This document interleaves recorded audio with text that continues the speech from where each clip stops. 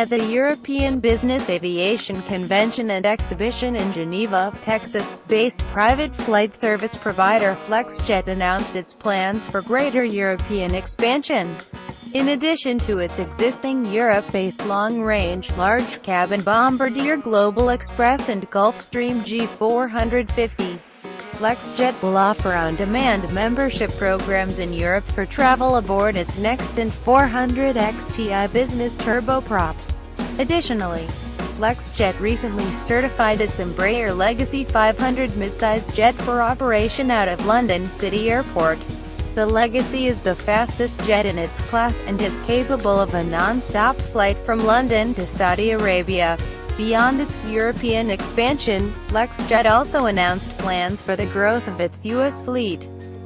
With the success of Flexjet Red Label, the company has confirmed the order of 20 additional Bombardier Challenger 350 super-midsize business jets to be delivered over the next few years.